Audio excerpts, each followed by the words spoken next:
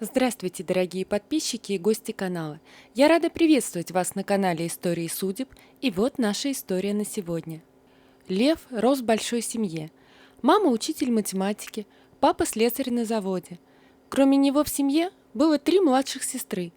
С детства они привыкли помогать родителям и друг другу. В доме, доставшемся от бабушки с дедушкой, места хватало всем. Они жили в поселке городского типа. Их семья не была богатой, но и не были в острой нужде. Лев и девочки хорошо учились, чем радовали родителей. И вот сейчас Льву надо было определиться, кем он хочет стать в будущем. Точнее, он уже определился, а вот как сказать родителям, не знал. Петр Иванович и Валентина Павловна считали, что надо учиться на рабочую профессию, а не заниматься баловством, как говорили они. Но Лев не считал написание игр и приложений баловством. Программирование затягивало его. Ему нравилось писать код, красиво расставлять блоки программы, чтобы было понятно и четко. Своего компьютера у них не было, и поэтому он занимался в школе. Завтра начинается школа, и последний 11 класс, его последний год в школе. Родители были в районном городе. Как они сказали, у них важное дело, и попросили ребят помочь по дому и с ужином. Лев покормил всех животных, осмотрел двор и пошел домой. Дома сестры кошеварили и как-то странно на него поглядывали. Ох уж эти девчонки, вечно что-то обсуждают и хихикают. Лев улыбнулся сестрам и пошел в свою комнату. Он листал брошюры институтов в районном городе. На вузы в областном он не замахивался, а тут и до дома недалеко, и больше шансов поступить на бюджет. А также готовил речь для родителей, где должен был объяснить им, что за этой специальностью будущее. Он уже пытался говорить на эту тему, но отец отмахивался и явно не одобрял, а мама держала нейтралитет. Где-то через час в комнату заглянула Лена, младшая сестра. «Родители приехали, пошли ужинать». Лев спрятал буклеты в карман и пошел. Ужин проходил как-то необычно. Родители и сестры переглядывались, как-то странно улыбались. Когда перешли к чаю, тишину нарушил отец. «Сынок, завтра начинается твой последний учебный год в школе, и тебе пора определиться с будущей профессией. Я купил тебе подарок, который пригодится тебе в будущем, и положил на стол большой новый гаечный ключ». Девчонки хихикали, и даже мама вместе с ними. Лев погрустнел. Он достал свои буклеты, положил на стол и только хотел начать свою речь, как тут же уже все разразились хохотом, больше не сдерживаясь. «Видел бы ты, сынок, свое лицо?» Пошутил я. «Это я себе купил. Выклинчил у матери, пока мы ходили по магазинам, чтобы купить тебе это». Из-за спинки стула отец достал плоскую коробочку, на которой красовалась надпись бренда, известного тем, что производит компьютеры и ноутбуки. «Сынок, как ты можешь поступать на программиста, если у тебя нет компьютера? Мы согласимся с любым твоим решением, кем быть. Это твоя жизнь». Вот теперь он понял, почему так смотрели на него сестры. Они были в курсе. Оказывается, летом, когда они помогали родителям, продавая фрукты и овощи с огорода, это все было, чтобы накопить на ноутбук.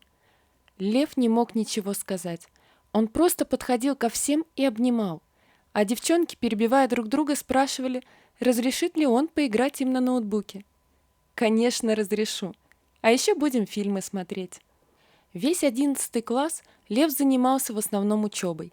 Он смог поступить на бюджет и получить комнату в общежитии. Раз в неделю, а когда в 2, он приезжал домой и помогал родителям. Рассказывал, что новое он узнал, и старался выделять из стипендии немного денег, чтобы привезти вкусняшки сестренкам. После 1 курса ему рассказали, что если он будет хорошо учиться, то, возможно, при наличии мест перевестись на бюджетное место в институт в областном городе. Это стимулировало еще больше на учебу. По окончанию 3 курса его вызвали в деканат. «Лев, в главном институте появилось одно бюджетное место. Претендентов несколько. Через неделю будет известно, кого можно будет перевести. Ты хочешь?» Лев закивал головой. Эту неделю он был весь на иголках.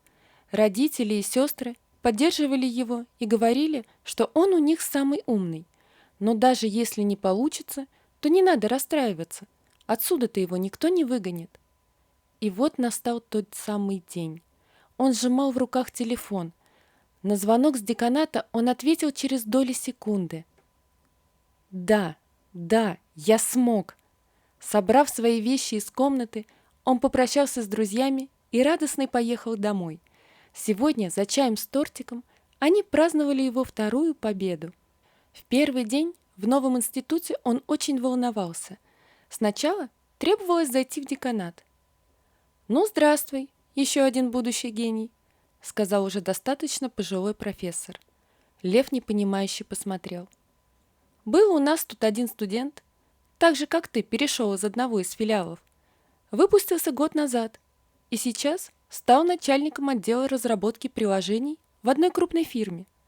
Да, всего за год из обычного сотрудника в начальнике. Так что хорошо учитесь, Лев Петрович». Так он и сделал, но старания не помогли ему получить красный диплом. Увы, кроме профильных предметов, были еще и другие, в которых он был не так хорош. Но Лев не расстраивался. После окончания учебы он не стал сразу искать работу, а сначала поехал домой. В этом году уже и младшая сестра закончила школу и готовилась к вступительным экзаменам. 2 сестры из 3 пошли по маминым стопам. Катя уже окончила колледж и поступила на заочное. Маша перешла на 3-й курс, она будет геологом. А Лена поступала в колледж на учителя младших классов. Вот младшая и спросила: «Какие планы у тебя теперь?» «Сначала побуду дома, а потом за поиски работы». «Значит, ты не видел, что сейчас в ту самую крупную фирму, о которой ты много рассказывал, в отдел по разработке приложений требуется специалист?» «С чего ты взяла?» «Увидела в одной из групп в социальных сетях». Лев быстро нашел в интернете, что действительно есть вакансия, и уже на следующий день сидел в коридоре фирмы. Там было человек 15 претендентов. И он видел, как все выходили из кабинета начальника с пунцовыми лицами. «Что же там за монстр?» – думал он. Но вот пришла и его очередь. Войдя в кабинет, он увидел молодого человека, немного старше его, в деловом костюме. Еще в коридоре, читая табличку, ему показалось знакомым имя и фамилия. А увидев, он понял, что это тот самый студент из его института, про которого рассказывал декан. Его фото висело на доске почета, мимо которой он ходил неоднократно. Сергей Владимирович сидел и читал резюме Льва. Он поднял глаза на парня. «Надеюсь, ты не думаешь, что буду делать тебе поблажки из-за института?» Лев замотал головой. А дальше посыпались профессиональные вопросы, на которые он все ответил. Потом даже разгорелась дискуссия о языках программирования. Через час Сергей Владимирович встал, протянул руку и сказал: «Вы приняты. Можете сейчас пойти, посмотреть рабочее место, а приступить завтра, после того, как сходите в отдел кадров». Лев познакомился с коллегами. Те были мало разговорчивыми, но поприветствовали новенького. Как-то сами по себе у Льва сложились дружеские отношения с начальником. Уже через год совместной работы они, бывало, вместе ходили в бар за углом. Так было и сегодня. «Лев, ну смотри, мы с тобой 2 умных парня, многого добились. Ты помогаешь родителям и сестрам, копишь на жилье. У меня есть хорошая должность, зарплата, уже своя квартира и авто. Но мы сидим тут вдвоем в баре. А у многих уже есть жены, у некоторых даже дети. А где нам познакомиться с той самой? Серега, ну явно не у нас в отделе. Единственная женщина у нас – это баба Галя. Как она о себе говорит, начальник швабр и тряпок-командир. Конечно, ее все побаиваются и уважают, но, думаю, она не наш вариант». И рассмеялся. На следующее утро Льву сообщили, что его вызывает начальник. Зайдя в кабинет, он увидел встревоженного Сергея. «Лев, я придумал. Смотри». И он повернул экран монитора. «Ты решил создать вакансию, и чтобы девушки пришли к тебе на собеседование? Ты не думаешь, что даже странно, что ты ищешь системного администратора только девушку? У нас же даже открытой такой вакансии нет». Но Сергей был так воодушевлен своей идеей, что Лев не стал говорить ему о последствиях, если правда откроется. Он похлопал друга по плечу и пошел работать. На следующий день Лев уехал в отпуск домой. Вернувшись из отпуска от коллег, он узнал, что в организации новый системный администратор. Зайдя в кабинет начальнику, он присел на стул и сказал: «Ну, рассказывай, что ты тут без меня натворил?» «Я влюбился.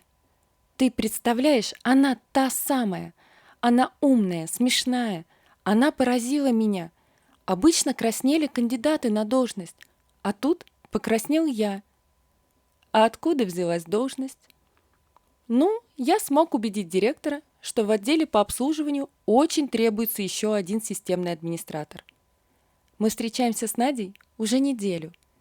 И знаешь, у нее есть классная подруга. И сегодня вечером мы вчетвером идем в кафе. И нет, ты не отмажешься. И будем там сидеть 4 ботана-программиста?» — ухмыльнулся Лев. «А с чего ты решил, что она тоже программист?» «А кто?» «Вот вечером и узнаешь». В кафе мужчины пришли первыми. Лев чувствовал себя немного неуютно. Но потом пришли девушки. Люда, подруга Нади, оказалась очень красивой и умной девушкой. Они легко общались, и только когда Лев пошел провожать ее, он узнал, что она учительница начальных классов. «Наверное, это судьба», — подумал он и улыбнулся. Первыми сыграли свадьбу Сергей и Надя, а через пару месяцев и Лев с Людмилой. Люда понравилась его родителям и сестрам, а Лена забрасывала ее вопросами о своей будущей профессии. Сегодня вечером мужчины зашли в тот же бар за углом.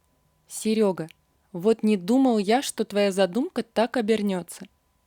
«Я и сам не думал», — рассмеялся Сергей. «Лев, скоро в наших семьях будет пополнение, и я тут подумал, а может мы откроем свою фирму? Ведь можем зарабатывать гораздо больше и при этом больше времени уделять семьям». «А знаешь, ты прав. Одну твою идею я посчитал бредовой, а вон как получилось, поэтому больше не буду так думать». И они это сделали. Да, сначала у них не получалось уделять больше времени семьям, но потом, набрав персонал, получив постоянных клиентов, они смогли ослабить хватку и к моменту рождения малышей уже вовсю штудировали энциклопедии для пап. «Люда, а ты говорила, они их даже не откроют», — смеялась Надя. «А ты посмотри на них». «Да они только картинки разглядывают». «Ну и что? Зато хоть немного узнают нового». «Мы все слышим», — сказали почти хором мужчины. «Вот еще посмотрим, кто будет больше готов». И рассмеялись. Вот такая история, друзья. Напишите, пожалуйста, а как вы встретили свою вторую половинку? Не забудьте подписаться на канал и поставить лайк. До свидания.